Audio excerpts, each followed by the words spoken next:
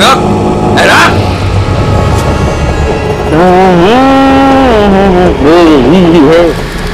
साहब पैसे तो दो ना साहब। क्या है, क्या बोला? क्या चाहिए? आप पैसे तो दो ना ऑटो का। 120 रुपया भाड़ा हुआ है, देख लो मीटर साहब। मुझसे पैसे लगा तो? मुझसे?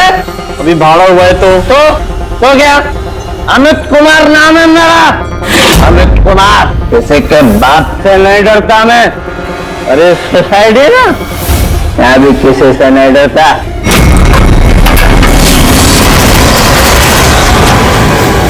चलने का साहब, अच्छी बात नहीं है, भाड़ा तो देना पड़ेगा साहब। भाड़ा लेगा थोड़ी से जो पीली है, चोरी तो नहीं की है, थोड़ी से जो पीली लेफ्ट के क्या हो क्या रहा है? ये लाइट को क्या हुआ है? नहीं क्या है? ये भी नहीं आ रही है। अभी बराबर हो गई है?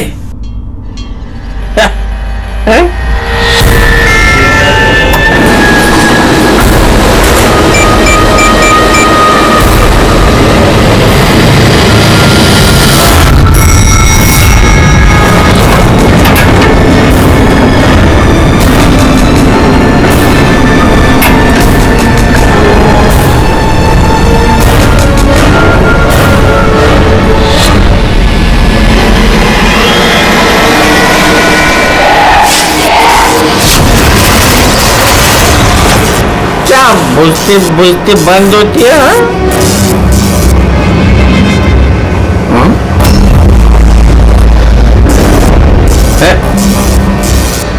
कौन शरारत कर रहा है?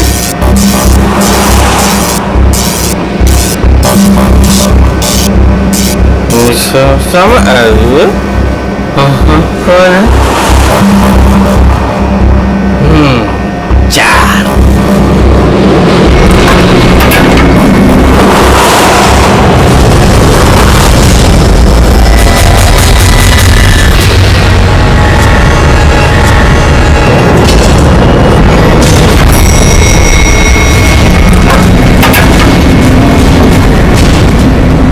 second floor?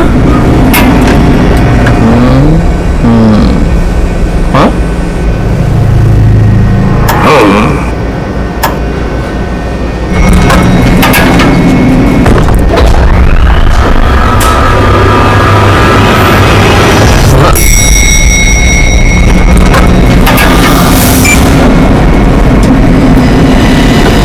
वापस ग्राउंड फ्लोर?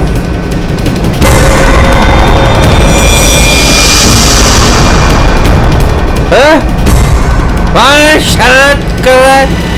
कौन?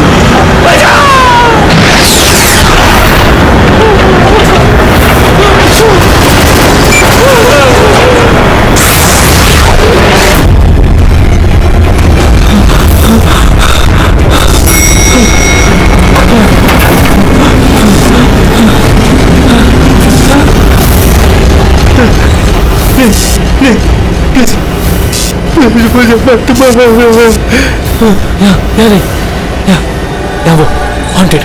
100 फ्लोर प्लीज। नहीं नहीं प्लीज मुझे न छोड़ दो।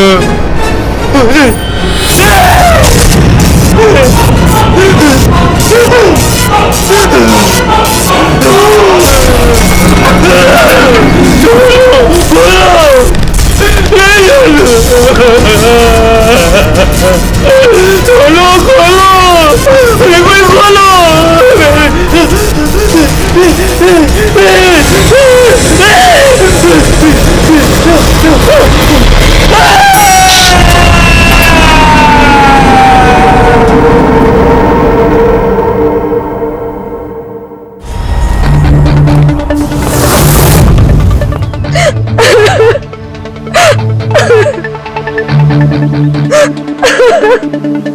अमित कुमार गायब है, ये तुम लोगों ने पुलिस में रिपोर्ट क्यों नहीं दर्ज की? सर वो ऐसे ही गायब नहीं हो गया, मामला कुछ और ही है।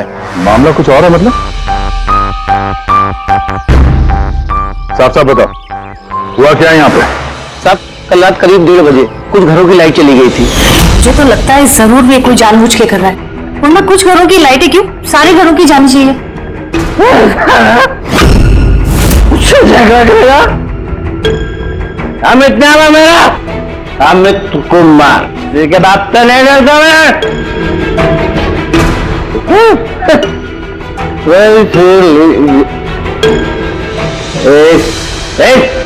और उनके वहां से जाते ही 5 मिनट बाद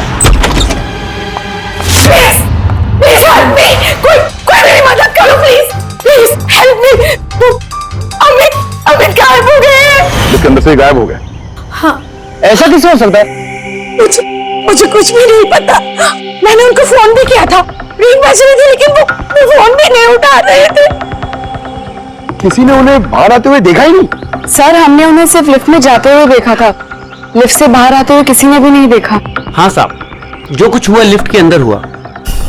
ये लिफ्ट के अंदर सीसीटीवी कैमरा तो है ना?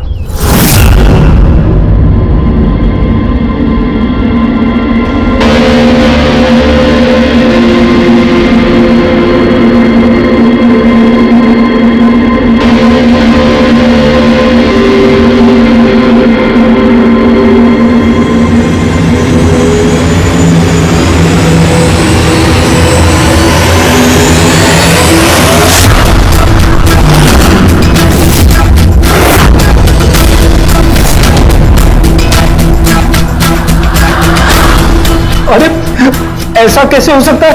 लिफ्ट अपने आप ऊपर नीचे कैसे जा सकती है? लिफ्ट 5वीं मंजिल पर है। लगता है ये अमित किसी के साथ बात कर रहा है। यार यहां पर तो अमित के अलावा कोई दिख भी नहीं रहा है, फिर ये अमित बात किससे कर रहा है? कौन रहता है 5वीं मंजिल पर? अरे कौन रहता है 5वीं मंजिल पर?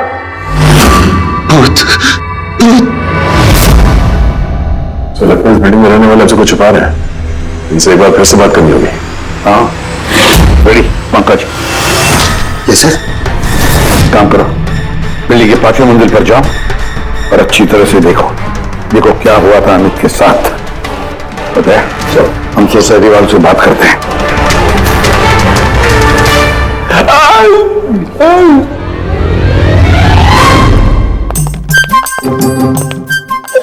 पंकज, एसीपी साहब ने हमें बताया नहीं कि सीढ़ियों से कौन जाएगा और लिफ्ट से कौन जाएगा।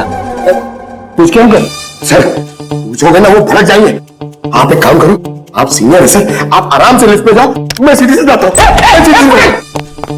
हमेशा सीनियर सीनियर बोल के मेरी वाट लगाता रहता है। मैं थोड़ी डरता हूँ।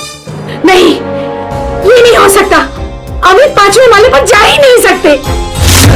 5वां माला? तो इसलिए अमित तो वापस नहीं आया, अब आएगा भी नहीं।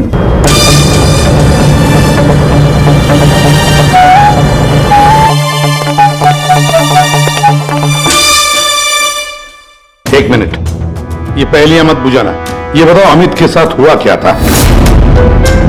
और फिर ऐसा क्या है उस 5वीं मंजिल पर जो वहां पे कोई जाएगा वो वापस आएगा ही नहीं?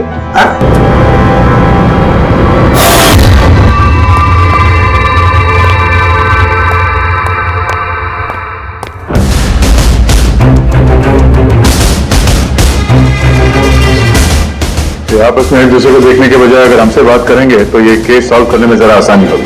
प्लीज आप लोगों को जो कुछ भी पता है ये पांचवें माले के बारे में हमें बताइए। सर वो पांचवा माला कुछ ठीक नहीं है। बिल्कुल सही बात है सर। पिछले कुछ दिनों से पांचवें माले पे अजीब अजीब घटनाएं घट रही हैं। पहले सब कुछ ठीक था लेकिन पिछले 6 महीने से छोड़ो यार, जाने दो। देखा नहीं अमित के साथ क्या हुआ है?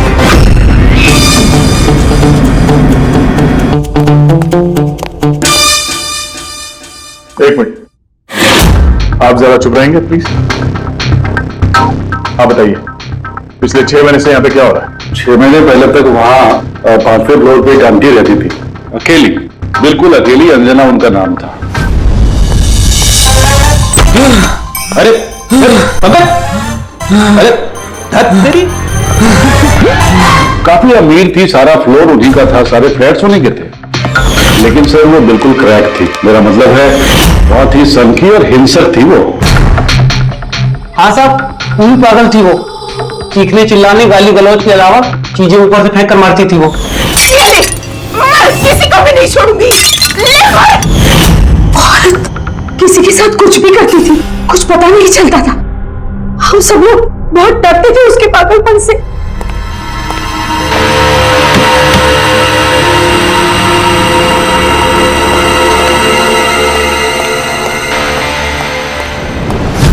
कैसे पड़ोसी हैं आप?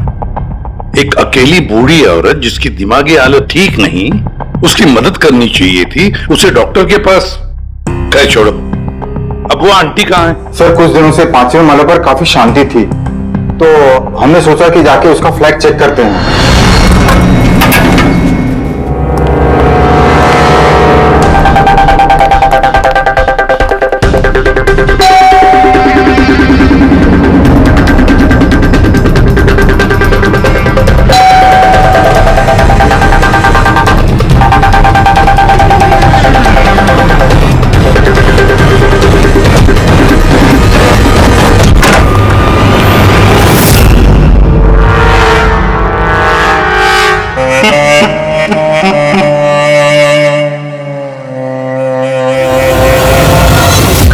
कब हुआ ये सब? तो कुछ 6 महीने पहले।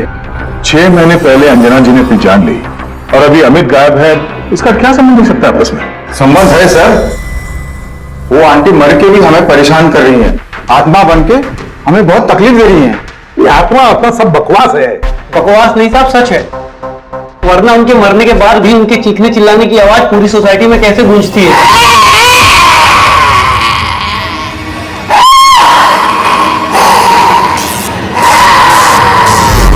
चिल्लाने की आवाज सुनी? हाँ सर, हम सब ने सुनी है।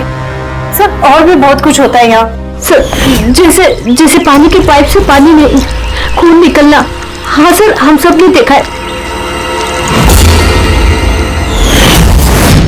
सर इन घटनाओं की वजह से सोसाइटी के आधे लोग यहाँ से जा भी चुके हैं। हाँ सर, मुझे तो लगता है कि आंटी की आत्मा ने अब इसको गायब कर दिया है। मैं तो तुम्हें कब से कह रही हूँ कि जितना जल्दी हो सके यहाँ से चले जाते हैं। सर हम लोग भी यहाँ से 2 महीने बाद जाने वाले थे, लेकिन अब लगता है कि 2 महीने भी यहाँ रुकना खतरे से खाली नहीं है। अरे क्या हो क्या गया है तुम सब लोगों को? पढ़े लिखे लोग हो। मैंने कहा ना ये भूत प्रेत अपना सब बकवास है। नहीं सर। देखिए हमने देखा है अमित को 5वें मंजिल पर जिंदा।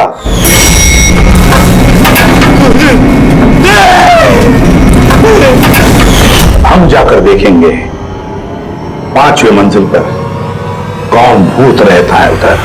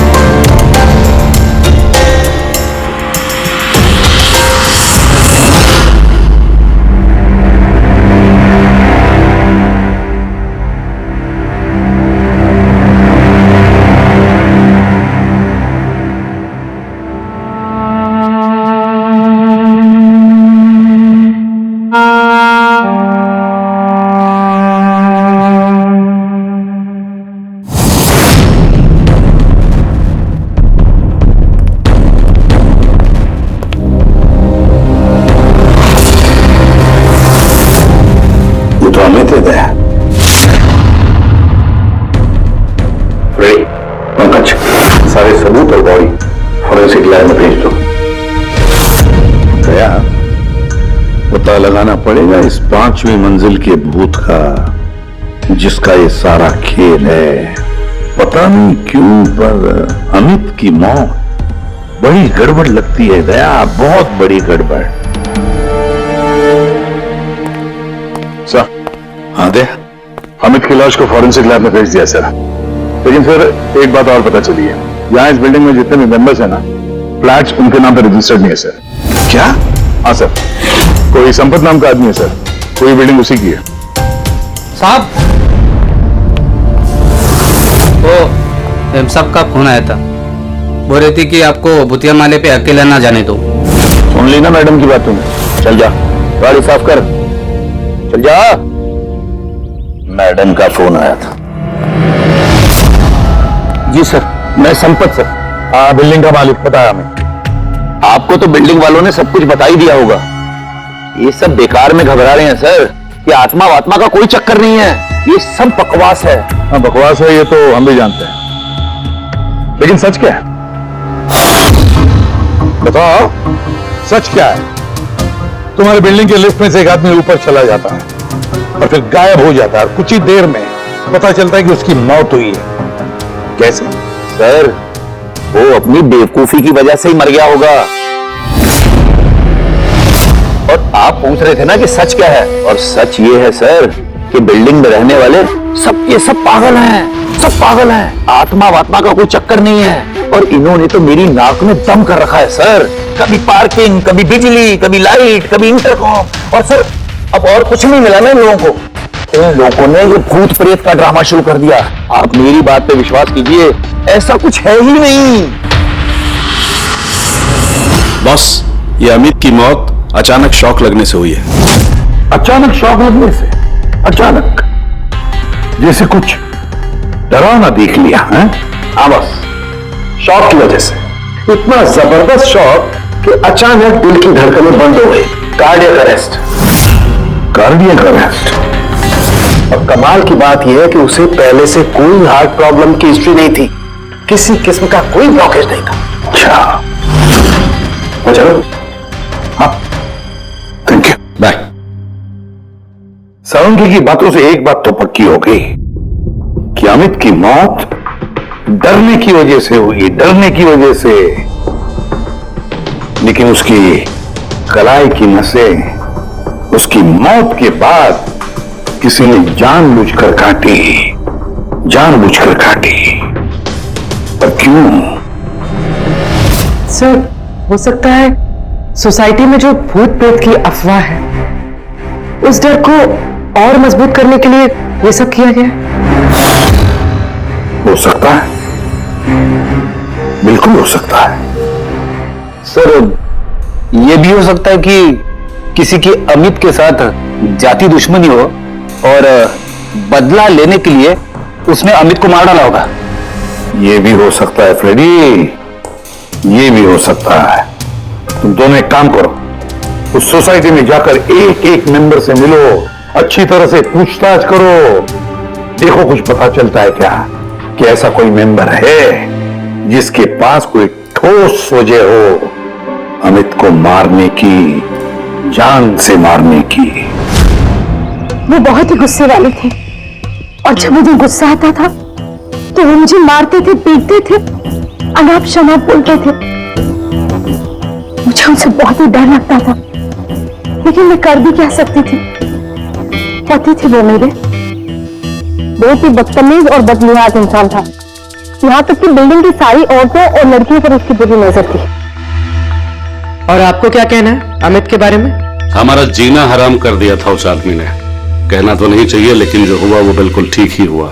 कौन नहीं मार सकता था? जिसे मौका मिलता वही मार देता। बहुत बुरा इंसान था साहब। इतनी नफरत भरी थी उसके अंदर, हम सबसे चिढ़ता था। मेरे हस्बैंड के साथ डिवोर्स हुआ है, इसीलिए मैं बाबा के साथ रहती हूँ। मुझे मारा, गालियां दी, यहाँ तक कि मेरी नौकरी भी छीनने की कोशिश की। उस इंसान में ना तो दिल था ना इंसानियत। अच्छा हुआ मर गया, जान छूटी।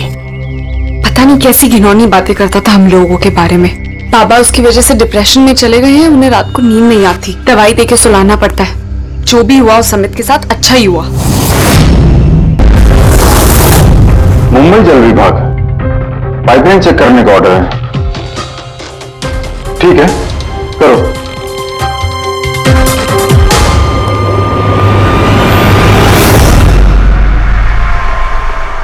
रोवी, तुम नीचे देख लो, मैं ऊपर चेक कर लेता हूँ। Yes sir.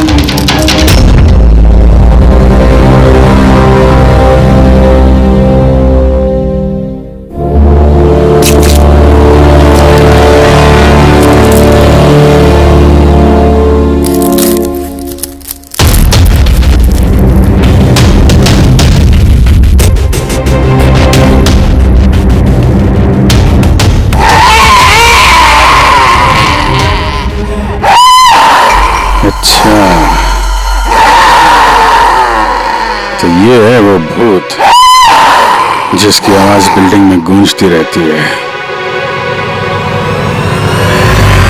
फूड डाई खाने में मिलाने का रंग। यस बॉस, सोसाइटी के पीने वाले पाइप की जंग और काई के साथ साथ मुझे उसमें लाल रंग की खाने की डाई के ट्रेसेस भी मिले। तो ये है सोसाइटी के नलों में बहने वाले खून का राज, लाल रंग। कमाल कर दी तुमने साहब के यार, बहुत दिनों बाद कुछ काम किया तुमने। हाँ मैं समझ गया, चलता हूं बॉस। ओके, थैंक यू साहब के। सर एकदम हाइटेक भूत है, स्पीकर और एम्पलीफायर के जरिए चीखता है। चालाक भी सर, पानी में लाल रंग मिला के सोसाइटी वालों को डराता है। सर मुझे तो लगता है इस सोसाइटी से ही कोई है जो अंजना जी की भूत की अफवाह फैला रहा है। और सर उसी बात का फायदा उठा के खूनी ने अमित को मारा है। वो सब तो समझ में आ गया सर, लेकिन ये लिफ्ट का नाटक क्यों? सबसे पहले लिफ्ट की गुत्थी को सुलझाना पड़ेगा सर। बस तो फिर इस लिफ्ट को चेक करो, मगर सोसाइटी में किसी को भी इस बात की भनक तक नहीं लगनी चाहिए। सर यूजुअली हर लिफ्ट के 2 कंट्रोल पैनल्स होते हैं, एक लिफ्ट के अंदर और एक सबसे ऊपर टेरेस पे। बिल्कुल सही कहा तुमने पूर्वी, इस लिफ्ट में इन 2 कंट्रोल पैनल्स के अलावा एक तीसरा कंट्रोल पैनल भी होगा। हाँ सर, और उसी जगह से वो खूनी लिफ्ट के अंदर बाहर जाने का मूवमेंट ट्रैक कर रहा है और लिफ्ट को भी कंट्रोल कर रहा है। हाँ दे, बस इस तीसरे कंट्रोल पैनल को ढूंढ निकालो आज ही की रात। सीसीटीवी कैमरे तो पूर्वी ने बंद कर दिए हैं, सोसाइटी वालों को पता नहीं चलेगा हम लोग आए यहाँ पे। लिफ्ट में चल के देखते हैं, लिफ्ट को बाहर से कौन कंट्रोल कर रहा था वहीं से पता चलेगा।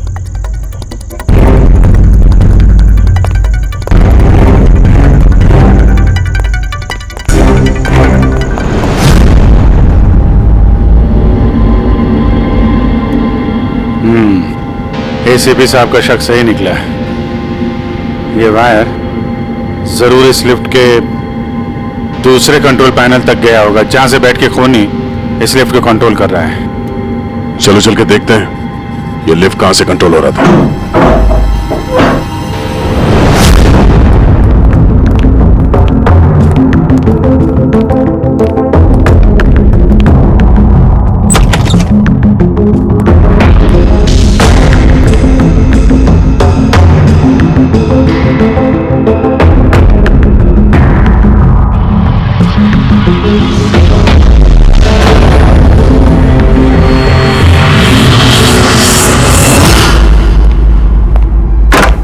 वायर लिफ्ट के अंदर से गया या तो ऊपर छत में कहीं उसका कनेक्शन हो सकता है या लिफ्ट की दूसरी तरफ। मैं छत पे देखता हूं।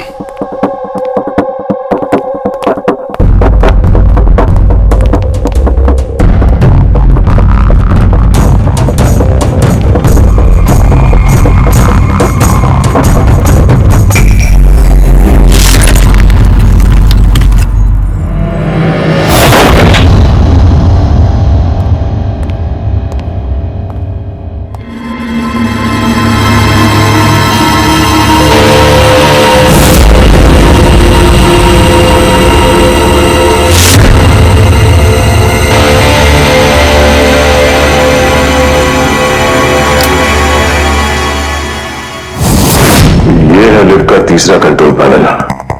जब कोई इसे यूज करता है तो लिफ्ट का कंट्रोल पैनल बंद हो जाता है। अगर खूनी को भूत के अफवाह को जिंदा रखना है तो कोशिश फिर से करेगा।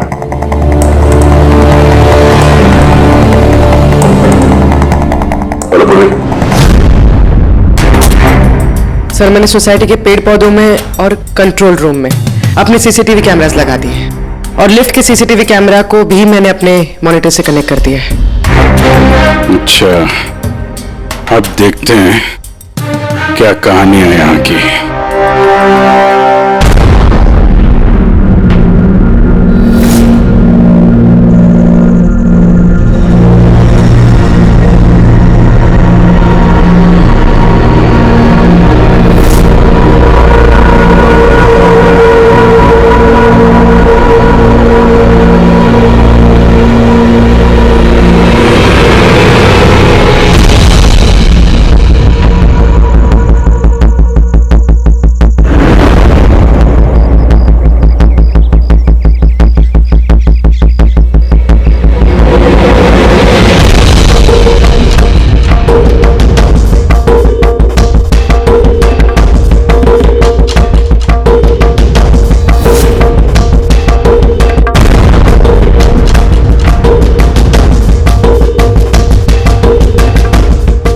कहीं ऐसा तो नहीं कि ये भूत की अफवाह सिर्फ अमित का खून करने के लिए की गई हो? अमित का खून हुआ और भूत भी गए। ऐसा लगता तो नहीं है, लेकिन अगर ऐसा है तो हमारे 2 दिन की मेहनत बेकार।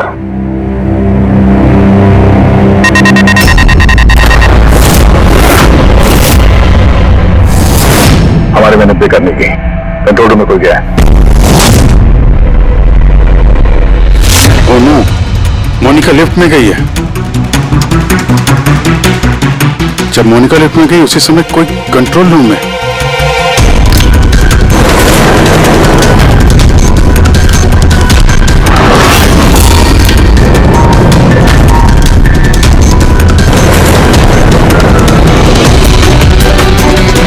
मोनिका की जान खतरे में है। तुम कंट्रोल रूम में देखो, मैं लिफ्ट में देखता हूं। ठीक है।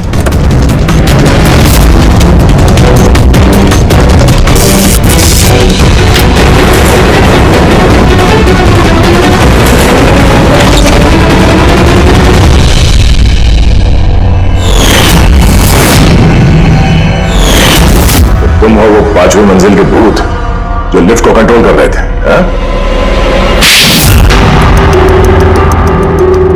ये सब मजाक लगता है तुमको? हाँ, पता है तुम्हें कितना बड़ा जुर्म किया है? एक बूढ़ी औरत की मौत का फायदा उठाया, उनको भूत बना दिया। हाँ, ये सब मैंने ही किया और मेरे पास कोई चारा ही नहीं था। क्या करता मैं? मेरी इस बिल्डिंग के एक एक फ्लैट का भाड़ा मुझे 1-1 लाख रुपए मिल जाता और ये लोग क्या दे रहे थे मुझे? 3000, 2000 और कोई कोई तो ऐसे 1000 रुपए देता था जैसे भीख दे रहा है मुझे वो। अब आप सोचो सर, कितना नुकसान उठा रहा था मैं, और ये लोग ऐसे तो बिल्डिंग छोड़कर जाने वाले थे नहीं और मैं इनसे खाली भी नहीं करा सकता था। इसलिए जब मैंने अंजना आंटी की खुदकुशी की खबर सुनी तो मेरे दिमाग में एक आइडिया आया। तब मैंने ये भूत प्रेत की अफवाह उड़ाई ताकि बिल्डिंग वाले डर जाएं और डर के मारे खुद ही बिल्डिंग छोड़कर भाग जाएं। और अमित को क्यों मारा तुमने? अंजना आंटी की अफवाह मजबूत करने के लिए ना? मैंने अमित को नहीं मारा सर। और सर, जब मेरा काम बिना किसी को जान से मारे हो रहा है तो मुझे भला किसी को जान से मारने की क्या जरूरत है?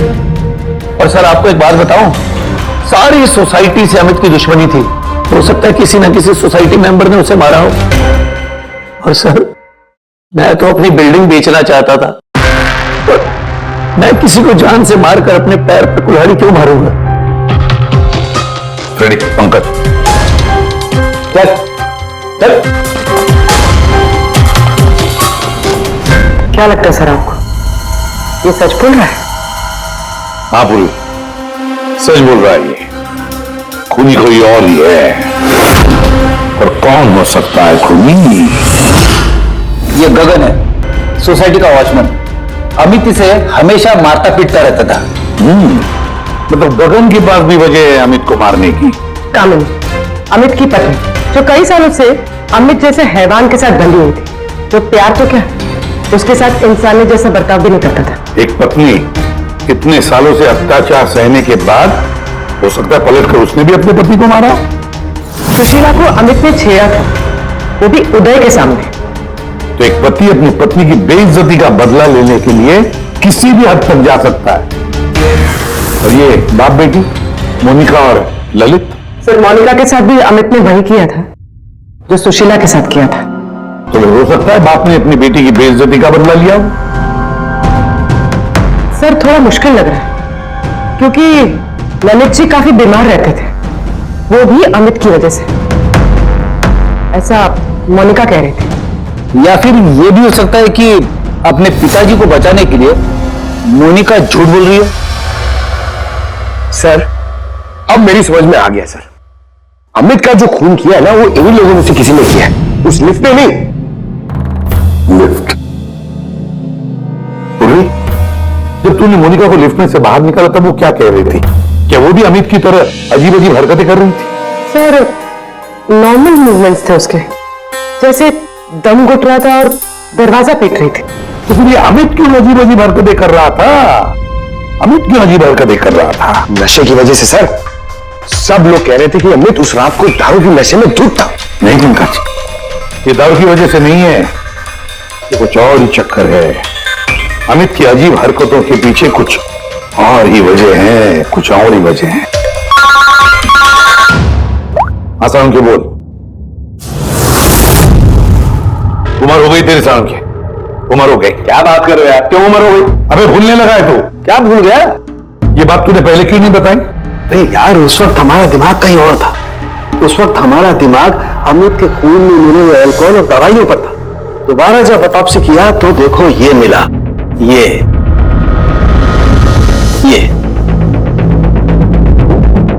क्या है सर? धुआं है, कार्बन।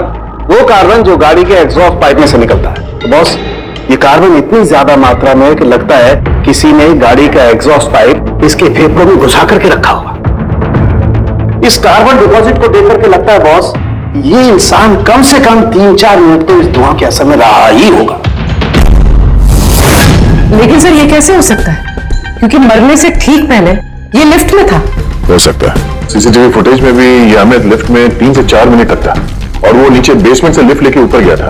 और सर नीचे बेसमेंट में लिफ्ट के ठीक बगल में पार्किंग लॉट है। बस एक बात और, इसके खून में मुझे खास किस्म का केमिकल मिला है, ऐसा केमिकल जो सीधा दिमाग पर असर करता है, जिसकी वजह से इंसान हेलुसिनेशन में, भ्रम में रहता है। हेलुसिनेशन? सीसीटीवी फुटेज में अमित कुछ अजीब अजीब से हरकतें कर रहा था, तो हेलुसिनेशन ही था। सर इसका मतलब इस केमिकल का असर अमित के दिमाग पे हुआ। दया, पार्किंग लॉट लिफ्ट के बिल्कुल करीब ही है ना? जी सर। काम करते हैं, इस सोसाइटी के पार्किंग लॉट में जितनी भी गाड़ियां हैं सबके एग्जॉस्ट पाइप चेक करते हैं कार्बन डिपॉजिट्स के लिए। और इस अमित के फेफड़े में जो कार्बन डिपॉजिट मिला है ना, देखते हैं वो कार्बन डिपॉजिट किसकी गाड़ी के कार्बन डिपॉजिट के साथ मैच होता है।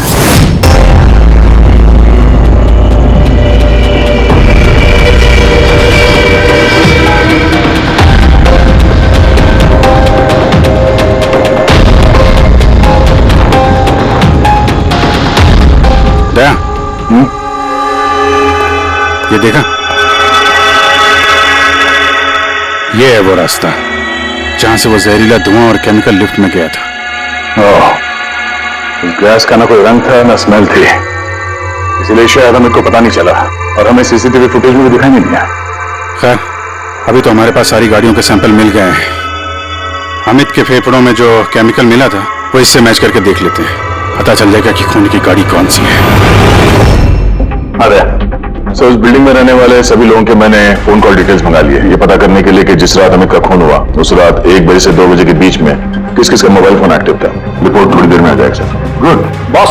हाँ, सोसाइटी के पार्किंग में जितनी भी गाड़ियों में से एग्जॉस्ट पाइप में से हमें जो कार्बन सैंपल मिला है, उन कार्बन सैंपल्स को मैंने अमित के फेफड़ों में मिले हुए कार्बन से मैच करके देखा। एक मैच पॉजिटिव है बॉस। ये है वो कार।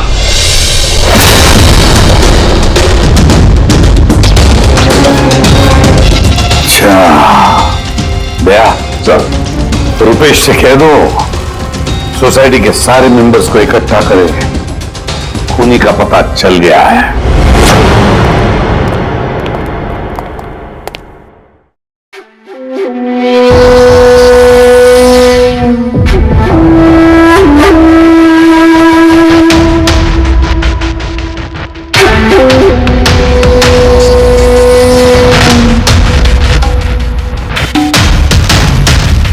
आखिर बात क्या है सर? आपने हम सबको यहाँ पर क्यों बुलाया है? रुपेश जी, आपने इनको बताया नहीं? कोई नहीं, हम बताते हैं। अमित के खूनी का पता चल गया है।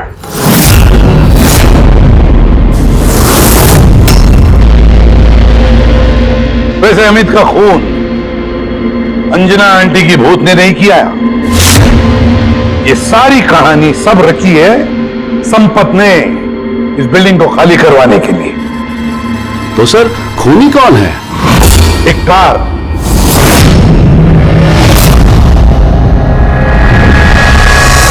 गाड़ी, या यूं समझ लो कार से निकला हुआ धुआं।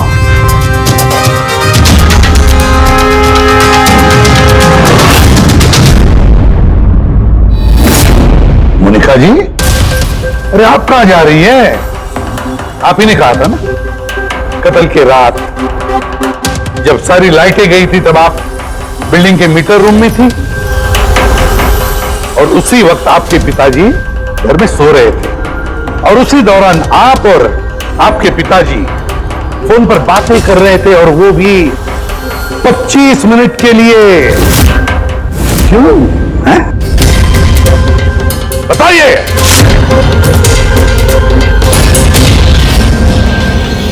ये सारा प्लान मेरा था सर। उस दरिंदे को मैंने मारा।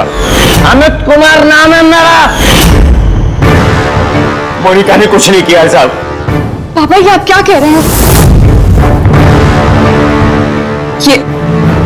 ये जुर्म हम दोनों ने मिलकर किया है। अमित से पीछा छुड़ाने का कोई रास्ता नहीं था मेरे पास।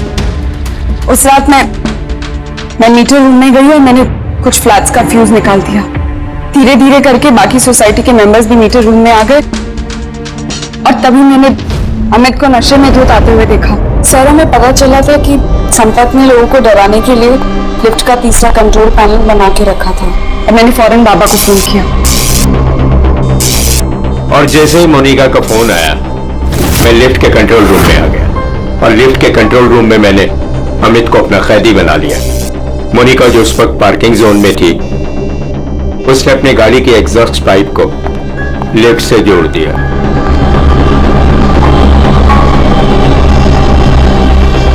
और मैंने वो केमिकल गाड़ी के धुएं के साथ लिफ्ट में डाल दिया तब तक जब तक उस केमिकल का असर अमित के दिमाग पर हो जाता। और फिर बाबा लिफ्ट को 5वें माले पर लेकर वहां पर चले गए। और जैसे ही अमित लिफ्ट से बाहर आया मैं उसके सामने पड़ गया। अचानक मुझे अपने सामने देखकर वो घबरा गया और कश खाकर गिर पड़ा। फिर उसकी मौत हो गई और फिर मैंने उसके हाथ की नसों को काट दिया, ठीक उसी तरह जिस तरह अंजना जी की नसें कटी हुई थी, ताकि बिल्डिंग के लोगों को संपत की भूत की कहानी पे यकीन हो जाए और हम पे कोई शक नहीं करे। उसने मोनिका के कैरेक्टर पे कीचड़ उछाला, गलत किया, लेकिन इसके लिए उसकी जान ले ली। नहीं सर, मैं कामिनी और उसके बच्चों को अमित जैसे शैतान से छुटकारा दिलाना चाहती थी। उसने मेरे साथ जो कुछ भी किया कभी किसी ने मेरा साथ नहीं दिया उसमें। कामिनी ने उसे रोकना चाहा पर उसने कामिनी की ऐसी हालत कर दी कि उसे हॉस्पिटल जाना पड़ा। माना कि हम गलत थे सब, पर अमित एक हैवान था और मैंने और मेरे बाबा ने वही किया जो एक हैवान के साथ करना चाहिए। मोनिका, वजह चाहे कितनी भी जायज हो, गुनाह तो गुनाह ही होता है। तुम दोनों ने एक हत्या की है, हत्या। तुम्हें तो कड़ी से कड़ी सजा होगी।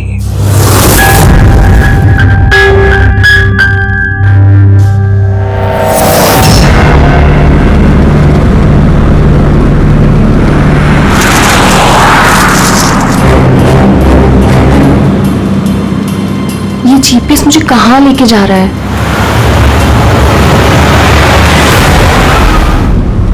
Go straight for 3 hours and you will reach your destination. अरे अभी आधा घंटा पहले तो जीपीएस ने बोला था 3 घंटे, फिर से 3 घंटे।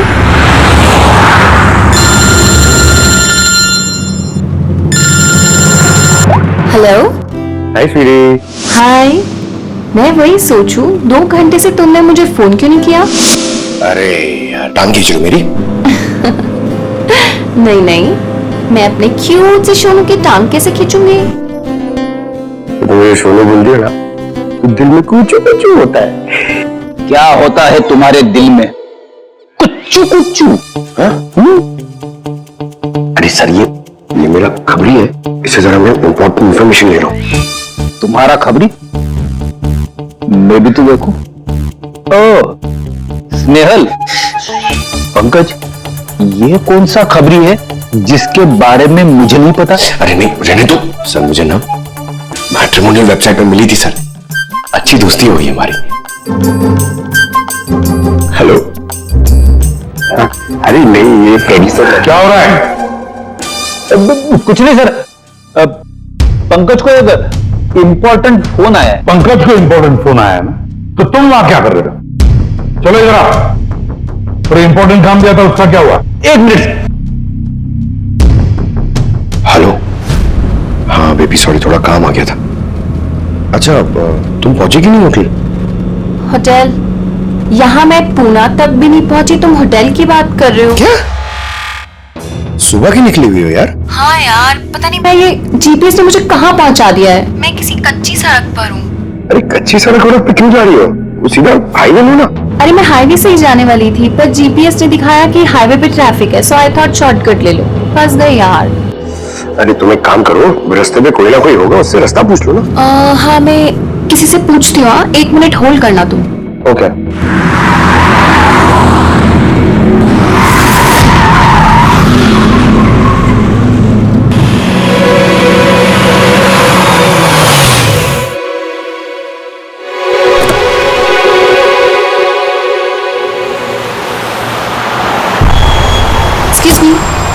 एक्सक्यूज मी, क्या आप मुझे बता सकते हैं ये रोड हाईवे पे कनेक्ट होगी या नहीं?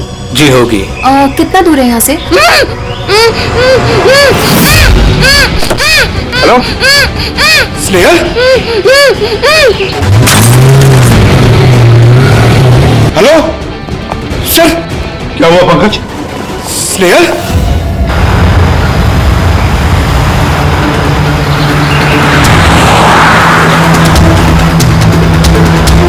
सर ये स्नेहल की गाड़ी है सर।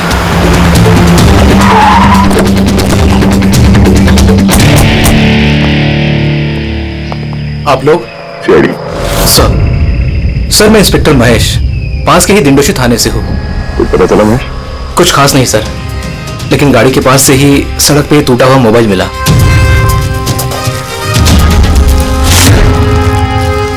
सर ये स्नेहल का है सर।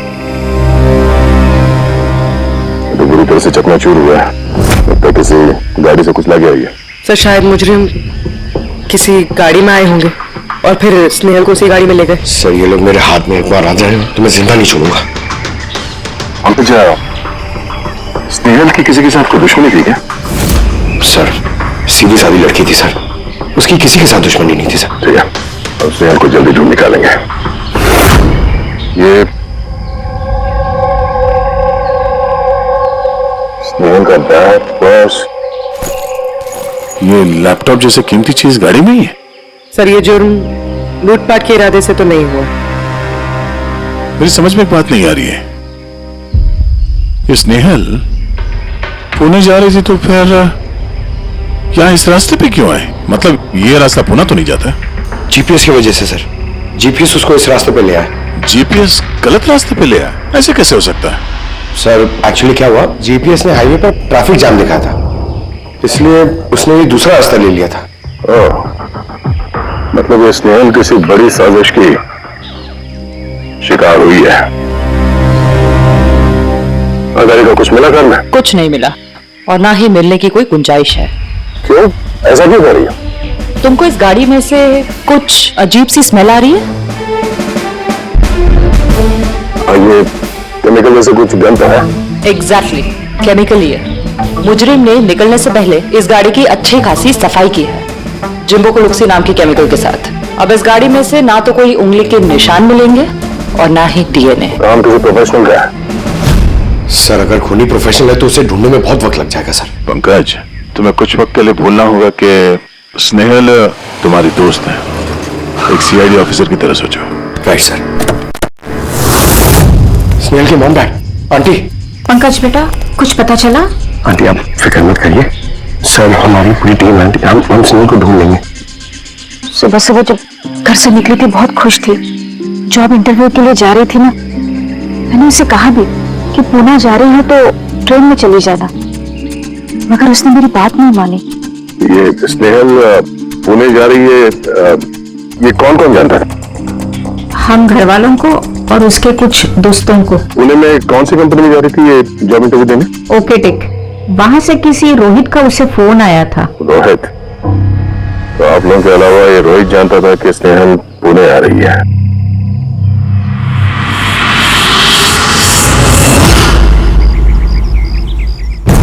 बस ये इन्फॉर्मेशन मिल जाए सर, बहुत मदद हो जाएगी। हेलो सर, मैं हूँ रोहित, इस कंपनी का HR मैनेजर। रोहित, स्नेहल नाम की एक लड़की तुम्हारी कंपनी में आने वाली थी ना जॉब इंटरव्यू के लिए?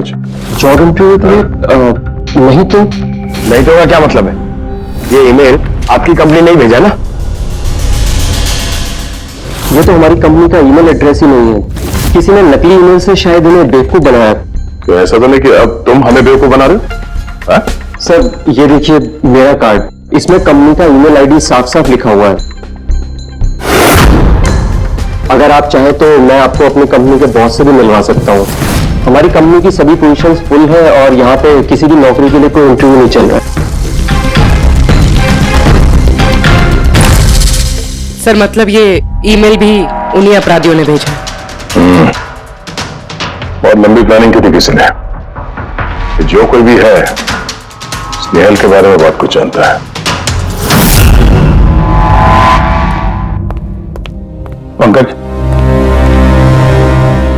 जरा ठंडे दिमाग से सोचकर बताओ, क्या स्नेहल की किसी के साथ कोई दुश्मनी थी? नहीं सर। जरा याद करके बताओ, कभी तो उसने बताया होगा ना कि उसका किसी के साथ झगड़ा हुआ होगा, हैं? याद करो। देखो यार पंकज, जिंदगी में ऐसा कोई इंसान नहीं है जिसका कभी न कभी किसी से मनमुटाव नहीं हुआ हो। छोटा मोटा झगड़ा हुआ होगा यार किसी से। सर छोटा मोटा झगड़ा उसके फ्रेंड्स के साथ हुआ होगा सर, लेकिन ऐसी कोई बड़ी बात नहीं हुई सर कि उसे कोई उठा के ले जाए। और सर स्नेहल के घर पे किसी किडनैपर का फोन भी नहीं आया पैसे मांगने के लिए। सर वो मिडिल क्लास फैमिली से बिलोंग करती है सर, अगर कोई पैसा मांगेगा तो वो लोग दे भी नहीं पाएंगे सर। पंकज, तुमने कहा कि जीपीएस ने उसे गलत रास्ते पे भेज दिया ना, और जीपीएस पे उसे पता चला कि ट्रैफिक जाम है एक्सप्रेसवे पर, है ना? Yes sir. लेकिन सर ट्रैफिक पुलिस वालों ने बताया कि हाईवे पे कोई ट्रैफिक जाम नहीं था। वही तो, इसका मतलब है जीपीएस ने उसे गलत जानकारी दी। सर जीपीएस गलत जानकारी कैसे दे सकती है सर? आजकल तो हर दूसरा इंसान जीपीएस यूज करता है। प्रॉब्लम जीपीएस में नहीं है, प्रॉब्लम ये है कि आजकल जिस तरह से कंप्यूटर, मोबाइल फोन और लैपटॉप हैक होते हैं, उसी तरह से जीपीएस को भी हैक किया जा सकता है। हाँ बिल्कुल हो सकता है। क्या कोई अपराधी इतनी प्लानिंग करता है तो फिर उसके लिए तो जीपीएस हैक करना मामूली बात है। सर पिछले 6-7 महीनों में कुछ और ऐसे लोग हैं जो स्नेहल की तरह गायब हुए हैं। इनको भी गाड़ी में से किडनैप किया गया था और वो केमिकल भी छिड़का गया था गाड़ियों के अंदर ताकि सारा सबूत मिल जाए। ओ माय गॉड, क्या हुआ सर? अभी लोग अब तक मिले ही नहीं।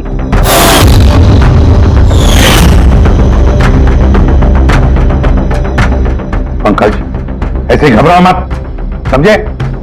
स्नेहल को हम ढूंढ कर लाएंगे, उसे कुछ नहीं होने देंगे, घबरा मत। पूर्वी देखो, क्राइम ब्रांच का इंस्पेक्टर समीर वो इस केस को हैंडल कर रहा, बुलाओ उसे ब्यूरो में। सर गायब हुए सभी लोगों को एक ही तरीके से गायब किया गया। पहले उन्हें नौकरी या किसी फ्री गिफ्ट का लालच देकर बुलाया गया, फिर जीपीएस हैक करके उनको कार से उठाया गया, उसके बाद वो केमिकल डाला गया ताकि किसी को कोई सुराग न मिल सके। सर ये सब हमें भी पता चल चुका है, कोई नया सुराग मिला है, कुछ नई चीज जिससे हम मुजीबों के करीब जा सके? सर पिछले महीने कुछ ऐसा ही सुराग हाथ लगा था मुझे। रुको साहब, यही रुको, यही।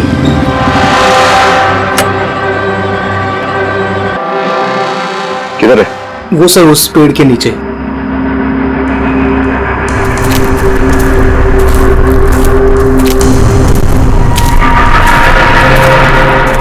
क्या हुआ, चलो? नहीं साहब, आप जाइए।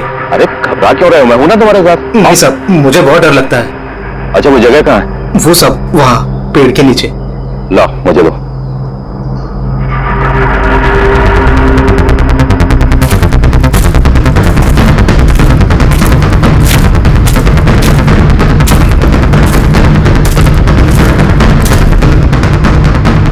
क्यों यही जगह है? हाँ साहब।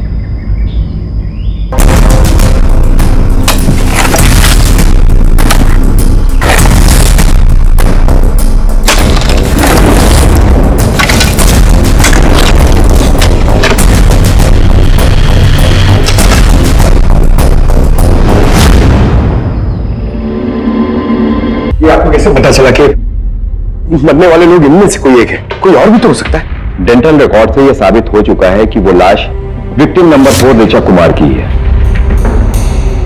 तो बाकी लोग जो गायब हुए उनका क्या? नहीं सर, किसी का कुछ पता नहीं चला।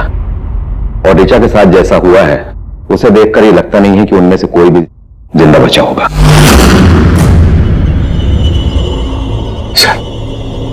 सर स्नेहल भी नहीं, पंकज को मारा नहीं सर। पंकज रेडी लीजिए ऐसे बात। पंकज आजा। सर हो सकता है ये किसी सीरियल किलर का काम, शायद। नहीं पूर्वी, लगता नहीं किसी सीरियल किलर का काम है, क्योंकि नॉर्मली सीरियल किलर्स की एक पैटर्न होती है, एक डेफिनेट पैटर्न होती है खून करने की, जान देने की, ना। नहीं पता नहीं क्यों, पर सीरियल किलर नहीं लगता ये देखो, ये जो भी है ये तो किसी को भी मार रहा है, फिर चाहे वो लड़की हो, औरत हो या कोई मर्द हो। ये कोई स्टूडेंट्स है, ये स्टूडेंट है, उम्र का भी कोई लिहाज नहीं, ये कोई और ये है। ये देखो ये नताशा बेचारी, ये नताशा के साथ जब ये हादसा हुआ तब उसके साथ कोई बॉयफ्रेंड भी था उसका, कुलदीप नाम है उसका। जी सर, मैंने उससे 3 बार पूछताछ की, फिर लेकिन कुछ खास जानकारी नहीं मिली। कुलदीप, सब मेरी गलती है। मुझे नताशा को उस दिन कार में अकेले छोड़ के नहीं जाना चाहिए था। सब कुछ शुरू से बताओ, पूरी बात डिटेल में। सर, नताशा NYB कंपनी में रिसेप्शनिस्ट का जॉब करती थी। तभी एक दिन अचानक उसे किसी बहुत बड़ी कंपनी से अच्छा जॉब ऑफर आया। सर एक मिनट।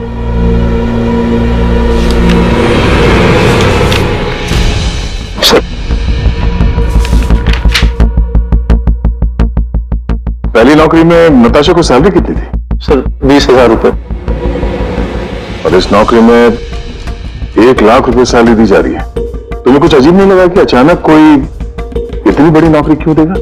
सर अजीब तो लगा था सर, लेकिन हम लोगों ने सोचा शायद इसे किस्मत का खेल कहते हैं, और मैंने अपनी गाड़ी उठाई, नताशा को इंटरव्यू लिए छोड़ने चले। कौन से रास्ते पे आ गए हम, साथ साथ गाड़ी में। कुलदीप यार, तुमसे कितनी बार कहा है मैंने, तुम गाया मत करो, कितना बेस लगाते हो यार। अरे बाबा, मैं गाना नहीं गा रहा हूँ, मैं ये पूछ रहा हूँ कि हम लोग कहाँ आ गए। ये रास्ता तो कभी देखा नहीं मैंने। तुम ना सब GPS फॉलो करो, अपना दिमाग मत लगाओ। अरे यार, हम यकीनन गलत रास्ते पे आ गए। मैं काम करता हूँ, ट्यूटर लेता हूँ और जो रास्ता हमें पता वहीं से चलते हैं। Oh my God! अब क्या हुआ? लगता है पंचर हो गई है।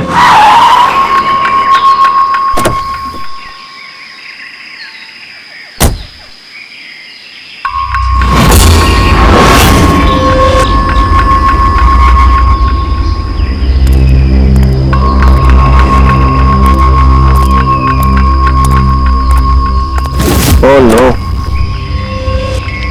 यार, दोनों टायर पंचर हो गए। एक होता तो बदल देता। अब क्या करें यार, यहाँ टैक्सी ऑटो कुछ नहीं मिलेगा। भैया एक मिनट, यहाँ आसपास कोई मैकेनिक मिलेगा क्या? हाँ है ना, आगे 2 किलोमीटर आगे तो ही है। क्या हुआ, पंचर हो गया क्या? हाँ यार, मुझे छोड़ दोगे वहां तक? छोड़ तो दूंगा लेकिन 50 रुपए लूंगा। अरे 16 ले लेना यार, चलो। अरे कुलदीप तुम मुझे अकेला छोड़ के जा रहे हो? तो बस यूं गया और यूं आया, ठीक है? मुझे तुम्हारे तक आना ही नहीं चाहिए था। लव यू जान। 10 मिनट तुम अंदर बैठो, बाहर मत निकलना, मैं बस यूं गया और यूं आया। चलो चलो। उसने मुझे कहा भी था उसको अकेला छोड़ के ना जाऊंगा। आज मैंने उसकी बात सुन ली होती। उसके बाद मैकेनिक को लेकर तुम वहां पहुंचे और वहां पर नताशा नहीं थी? नहीं सर। सर, ये बाइक वाला मिला हुआ लोगों के साथ हो सकता है। तुमने उस बाइकर का चेहरा देखा, कुछ याद है? नहीं सर, उसने हेलमेट पहना था ना। अच्छा, वो बाइक का नंबर याद है? नहीं सर, उस समय सिर्फ मुझे नताशा को इंटरव्यू में छोड़ने की जल्दी थी, इसलिए नहीं देख पाया। अच्छा, ये नताशा कोई डायरी वायरी कुछ लिखती थी? मेरा मतलब है रोज का दिनचर्या या फिर मीटिंग्स के शेड्यूल्स? डायरी तो नहीं है, लेकिन हाँ लैपटॉप जरूर, जिसमें वो अपनी जरूरी चीजें लिखा करती थी। नहीं, जरा खोलो सर। पासवर्ड 20/04/1987। ये नताशा? हाँ जी सर। ये वारदात हुई थी 6 मार्च को। देखना जरा वारदात से पहले कहां गई थी वो, उसका शेड्यूल चेक करो।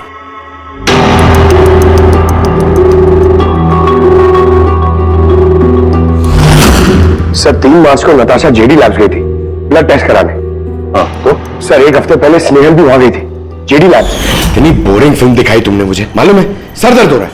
हाँ फिल्म कहीं से भी बोरिंग नहीं थी। अरे इतनी बोरिंग फिल्म थी, मुझे भूख लग रही है, चलो कुछ खा लेते हैं वहां पे। और नहीं, मैं कुछ नहीं खा सकती, तुम खा लो, मुझे 12 आवर्स की फास्टिंग करनी है, कल मेरा ब्लड टेस्ट है।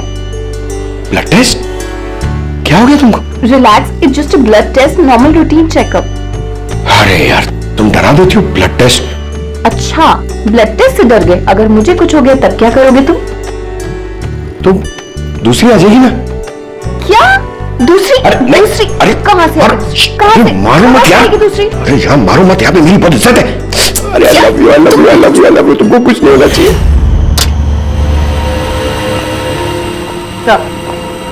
जिसका शक था वही हुआ। सभी विक्टिम्स ने गायब होने से ठीक पहले ब्लड टेस्ट करवाया था उसी जेडी लैब से। जेडी लैब से?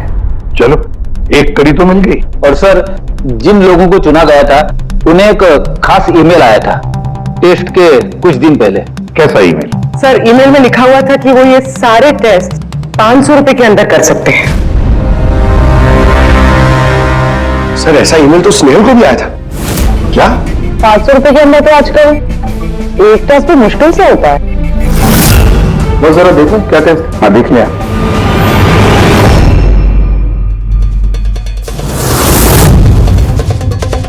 यार ये तो पूरी की पूरी लंबी चौड़ी लिस्ट है टेस्ट की। ये 500 रुपए में हो ही नहीं सकते, कम से कम 15-20 हजार रुपए लगेंगे। क्या बात कर रहा है? हाँ? तो फिर बहुत बड़ी गड़बड़ है सारुण के। इसका तो एक ही मकसद हो सकता है कि टेस्ट करना और लोगों को चुनना, तंदुरुस्त लोगों को चुनना और फिर उन्हें अगवा करके मार देना। पर क्यों मार देना?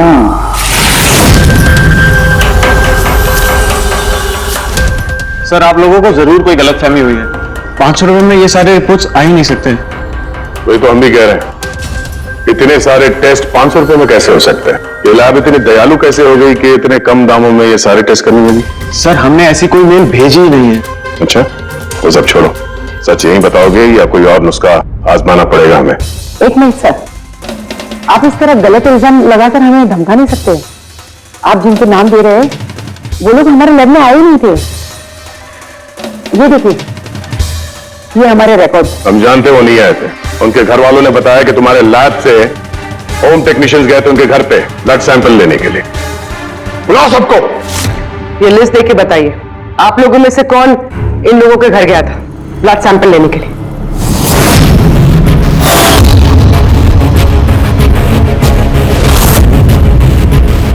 मैं नहीं गया था सर। मैं भी नहीं गया था सर। मैं भी नहीं गया था सर। कोई नहीं गया था, तो ब्लड सैंपल अपने आप उनके घर से उड़ के यहां लैब में आया था? हाँ? ये खुसुर फुसुर करना बंद करिए, जरा जोर से बोलिए, या फिर सीआईडी ब्यूरो चल के बात करें। सर एक्चुअली आप सही कह रहे हैं, हम विक्टिम के घर में गए थे, बल्कि वो लोग यहाँ आए थे टेस्ट करवाने के लिए। मगर उस दिन नहीं जिस दिन आप कह रहे हैं। अब ये देखिए, महीनों पहले आए थे ब्लड टेस्ट कराने के लिए, वो सारे रिपोर्ट्स के लिए नहीं। आधा सच तो आपने बोल दिया है, आप पूरा सच बोल दीजिए। क्या किया तुम लोगों ने इनके साथ? कह तो रहे हैं कुछ नहीं किया है, जरूर किसी ने नकली ईमेल भेजा है हमारे नाम से। मगर उस नकली ईमेल भेजने वाले को यह कैसे पता चला कि तुम्हारी लैब में कौन कौन पेशेंट्स आए हैं ब्लड टेस्ट करवाने के लिए? इसका मतलब कोई तो है यहां इस लैब में जो उन मुजरिमों को ये डिटेल दे रहा था, क्यों? अच्छा ये बताइए, ये जितने लोग गायब हुए हैं उन सबकी जो ब्लड रिपोर्ट्स आई हैं उसमें कोई कॉमन बात है? कोई कॉमन एक सी बीमारी हो या फिर ब्लड ग्रुप एक हो? नहीं सर, कुछ भी कॉमन नहीं था, सबके ब्लड ग्रुप एकदम अलग अलग थे, कोई बीमारी भी नहीं थी। मतलब सबकी सेहत अच्छी थी? बोलिए पंकज, सबको गाड़ी में बिठाओ, ब्यूरो ले चलो इन्हें। लेकिन मैंने कुछ नहीं किया है सर। सर मैं सच कहता हूँ सर, मैं बेगुनाह हूँ सर। सर मैंने भी कुछ नहीं किया सर।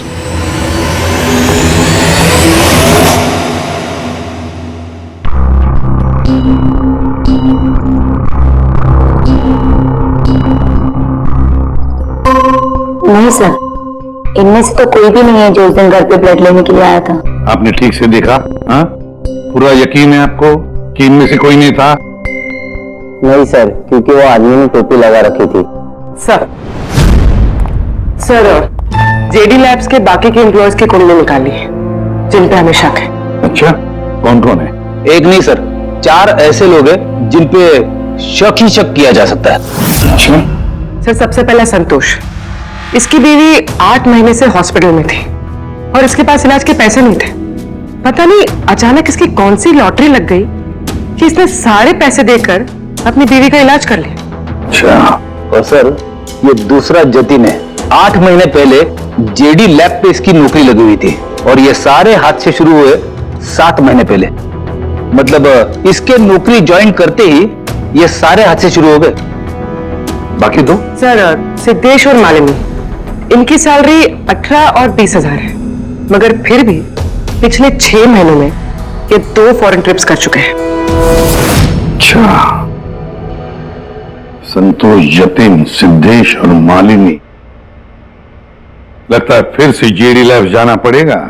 हाँ मैं गया था यूरोप छुट्टियां मनाने के लिए, लेकिन वो पैसा किसी गलत काम से नहीं आया था। मेरे चाचा मेरे लिए 25 लाख रुपए छोड़ के गए थे अपनी वसीयत से। और मालिनी जी आप भी यूरोप घुमाई, तो आपके लिए भी कोई वसीयत में कोई छोड़ गया था क्या कुछ? नहीं सर, दरअसल मैं सिद्धेश के साथ ही गई थी। सिद्धेश के साथ? एक्चुअली मालिनी और मैं एक दूसरे से बहुत प्यार करते हैं। ओह, लव स्टोरी। हाँ मैंने अपनी बीवी का इलाज करवाया, मगर कोई गलत काम करके नहीं, उसके जेवर बेचकर। और तो और मेरा तो घर भी गिरवी पड़ा हुआ है, अगर आप चाहें तो मैं उसके पेपर भी दिखा सकता हूँ आपको। हाँ सर, संतोष तो सुबह से शाम तक ऑफिस में ही रहता है, ये कब जाएगा किसी का ब्लड सैंपल लेने? और जतिन? जतिन तो बहुत कम ऑफिस आता है, तभी आता है जब कोई जरूरी काम हो। अच्छा, तो तभी हमारा आदमी हो सकता है कि जतिन कहाँ मिलेगा?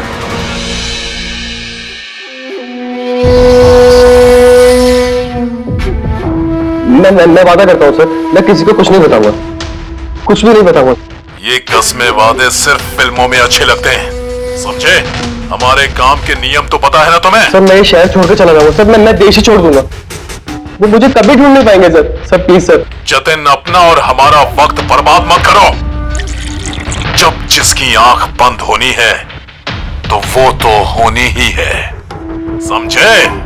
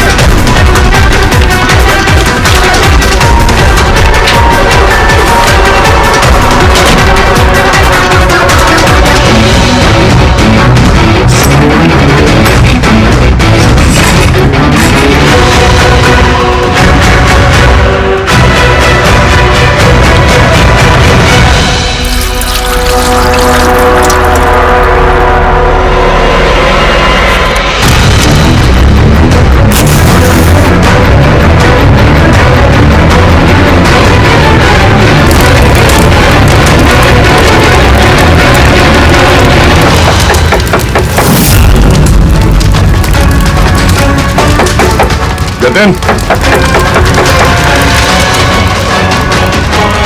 सर वो आ रहा है सर। सर अंदर भी चल रहा है। जतिन, जतिन,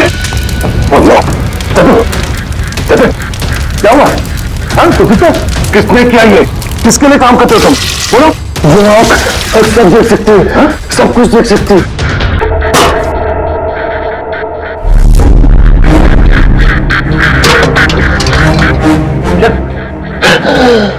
जतिन, जतिन, जतिन।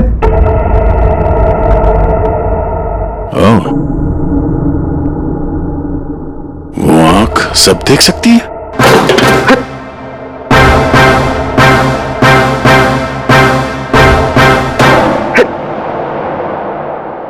सर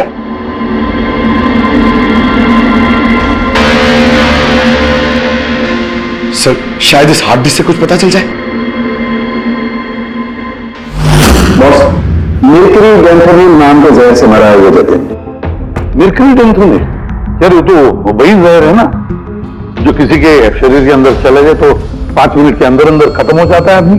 हाँ सर, बहुत ही खतरनाक जहर है। और ये जहर बहुत ही खुफिया तरीके से छिपा करके रखा गया था इसकी इस अंगूठी में। बॉस, ये इस अंगूठी में छिपा करके रखा। ये देखो,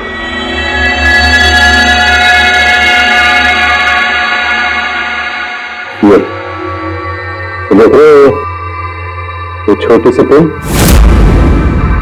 इस सुई पर था जहर, और ये इस अंगूठी में। अब बॉस, इस अंगूठी में ऐसे घुमाया जाए तो पिन बाहर निकलती है। ये और जैसे ये सुई इसके उंगली पे लगी, देखते ही देखते पूरे शरीर में वो जहर फैल गया। लेकिन सर, जतिन अपने आप को मारेगा क्यों? क्योंकि जतिन को पकड़े जाने का डर था। एक बात तो पक्की है कि जतिन अपने बॉस से, जिसके लिए वो काम कर रहा था, उससे बहुत डरता था। वो इतना डरता था कि जब इसे पता चला कि हम उसे पकड़ने आ रहे हैं तो उसने खुदकुशी कर ली ताकि इसके जरिए हम उसके बॉस तक ना पहुंचे। समझे? ये मामला सिर्फ किडनैपिंग और सीरियल किलिंग का नहीं रहा, ये बहुत बड़ा चक्कर है, बहुत ही खतरनाक, बहुत ही बड़ा चक्कर, जिसमें कोई बड़ी गैंग इन्वॉल्व है। कोई बड़ी गैंग, वो गैंग जिसकी निशानी है आंख। सर, सर लैपटॉप में कुछ नहीं मिला। सारी फाइल्स खुद ब खुद डिलीट हो गई, ऑटो डिलीशन की वजह से। और hard disk? Sir hard disk भी डैमेज हो गई थी सर, मगर एक लिस्ट हमने रिकवर कर ली है। हाँ सर।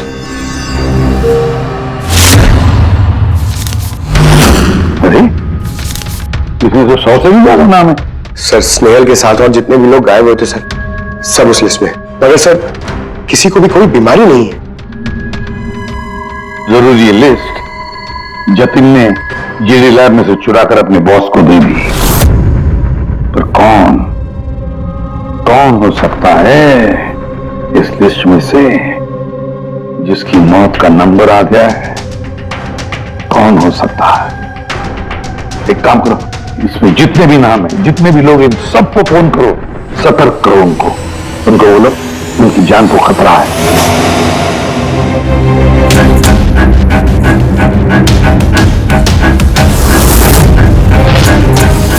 क्या? अरे नहीं, मैं मजाक नहीं कर रही, मैं वाकई सीआईडी से बोल रही हूँ। आपकी जान को खतरा है, इसलिए जब तक हम ना कहें आप प्लीज घर से बाहर मत निकलिए। क्या नौकरी का बोला हुआ? मत जाना अलीशा। पर मैं तो निकलने वाली हूँ। नहीं, घर से मत निकलना। Alisha, Alisha, hello hello hello Alisha. क्या हुआ फ्रेडी? हेलो फ्रेडी, क्या हुआ? सर, आलिशा नाम की एक लड़की को नौकरी के लिए इंटरव्यू का बुलावा आया था, अब उसका फोन बंद आ रहा है सर।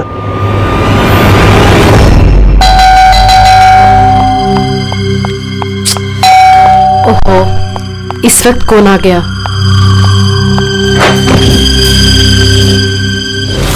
अलीशा? जी, आप कौन? सीआईडी। ओह माय गॉड, मतलब मुझे जो मॉडलिंग ऑफर मिला था वो झूठा था। वो लोग मुझे किडनैप करने वाले थे। हाँ, पर अब घबराने की कोई जरूरत नहीं है। अलीशा अब इंटरव्यू के लिए जाएगी भी और उसे कुछ होगा भी नहीं। नहीं सर, मैं इंटरव्यू के लिए नहीं जाऊंगी सर। सर मुझे बहुत डर लग रहा है। तुम नहीं जाओगी, कोई और जाएगा अलीशा बनके।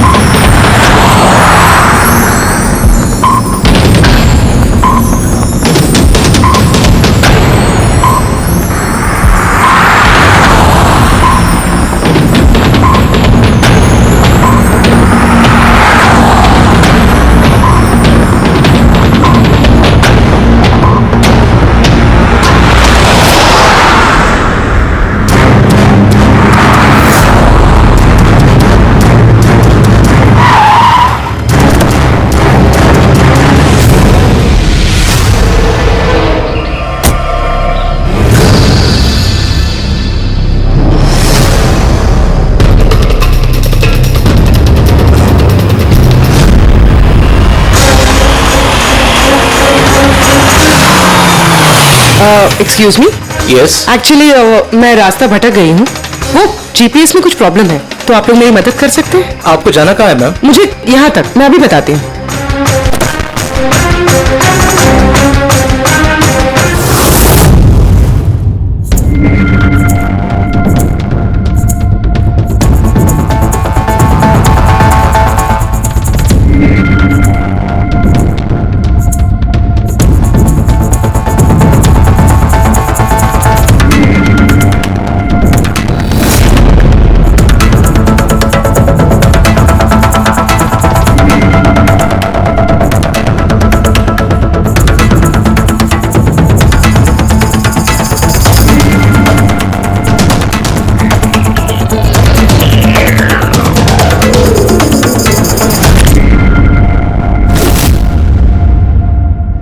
ये क्या किया तुमने?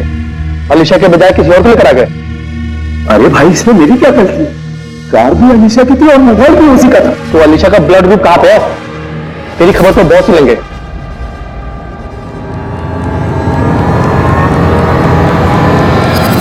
हेलो ब्यूटीफुल, मुझे ढूंढ रही थी क्या? लो, मैं आ गया तुम्हारे पास। हाँ, चलो।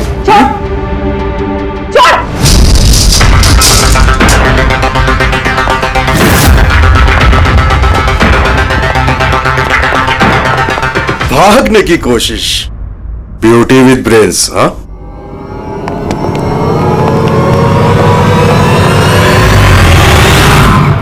क्या हुआ? तुम लोग क्या मक्खी मार रहे थे क्या रे? वो तो अच्छा हुआ मैं टाइम पे आ गया। तलाशी लो इसकी बराबर से।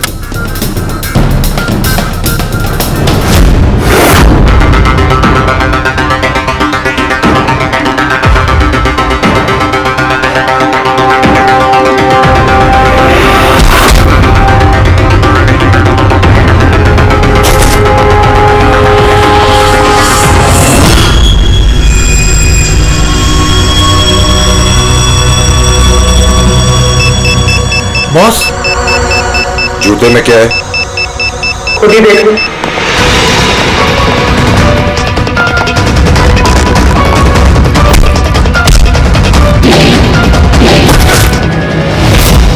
निकालो। निकाल। कितना टाइम लगाता है रे तू? हाँ,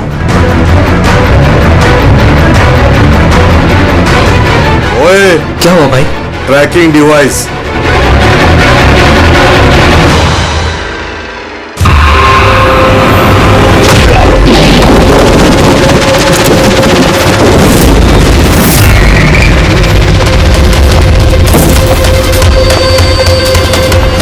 तुम लोग ने ठीक से चेक नहीं किया था क्या? नहीं। और तू हीरोइन, कौन है तू? तुम लोगों की मौत। अच्छा, सीआईडी। ओ भागो!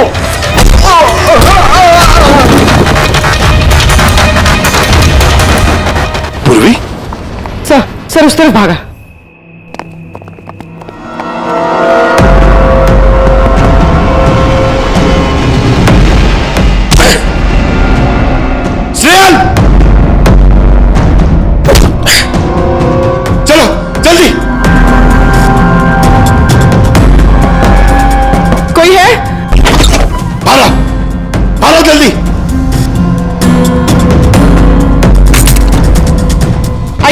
बाहर आइए, आइए जल्दी, इस तरफ संभाल के।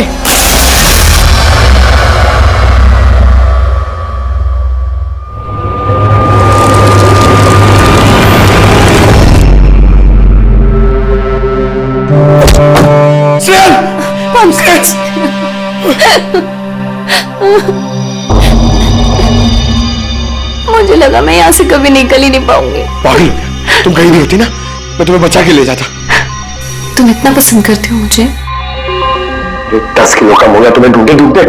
पागल, चलो चलो यहाँ से जल्दी चलो।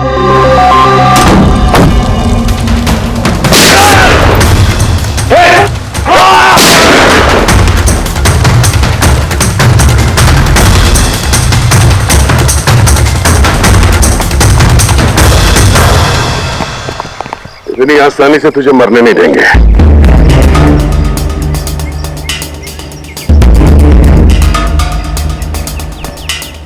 बोलो, वो क्या रहा था यहाँ पे? किसके कहने पे कर रहे थे तुम ये सब? हम जिसके लिए काम करते हैं ना, तुम उसके बारे में कभी जान नहीं सकते। उसकी आंखें तुम्हें देख सकती है, लेकिन तुम उसे कभी नहीं देख सकते। हम नहीं देख सकते? हाँ, शरीर के पुर्जों के लिए लीवर, किडनी, वो क्या है ना, आजकल हर चीज ट्रांसप्लांट हो जाती है ना। क्या इंसान की शरीर की अंगों की तस्करी का इतना बड़ा व्यवहार चल रहा है? हाँ, जेडी लैब्स जैसे और भी लैब्स है जहाँ से हम लोगों के डाटाबेस चुराते हैं और उनमें से सेहतमंद लोगों को चुनते हैं ताकि उनके ऑर्गन्स बेच के करोड़ों रुपए हम विदेशी से कमा सके। किन विदेशियों को? किन विदेशियों को? दुनिया भर के विदेशी एक खास वेबसाइट पर आते हैं जहाँ पे इंसान के शरीर की अलग अलग पुर्जों की नीलामी होती है। एक बार पैसा हमारे अकाउंट में आ जाए तो क्लाइंट के ब्लड ग्रुप वाले इंसान को हम ढूंढते हैं उस लिस्ट में से। उसके बाद उनको 500 रुपए का टेस्ट वाला मैसेज भेजते हो ताकि ये पता कर सको कि उनका गुर्दा, लीवर या फिर दिल तुम्हारे क्लाइंट से मैच होता है या नहीं। हा? बिल्कुल ठीक। मैच होने के बाद हम उसे इंटरव्यू के लिए बुलाते हैं, ठीक उसी तरह जैसे मकड़ी एक मक्खी को लालच के जाल में फंसाती है। इतना सब कुछ करने के बाद भी इतनी बेशर्मी से हंस रहा? अपने किए पे जरा भी शर्मिंदा या पछतावा नहीं हो रहा तुम्हें? हंसी तो मुझे तुम लोगों पे आ रही है सीआईडी। मुझे पकड़ने से तुम्हें क्या लग रहा है? तुमने बहुत बड़ा तीर मार लिया। हमारे से ऑर्गन गैंग को पकड़ना ऐसा है जैसे समुंदर में से एक लोटा पानी निकालना। अच्छा, पहले ये बता तेरा बाप कौन है? मारो मुझे। मैं भी यही चाहता हूँ कि तुम मुझे मार दो, क्योंकि अगर मैं जिंदा पकड़ा गया ना तो मेरा बॉस, मेरे दोस्त, मेरे रिश्तेदार, मेरे घर वाले सबको मार देगा। कौन है तुम्हारा बॉस और कौन कौन लोग शामिल है तुम्हारे इस धंधे में? इसका जवाब आप मेरे मुंह से कभी सुन नहीं पाओगे एसीपी साहब।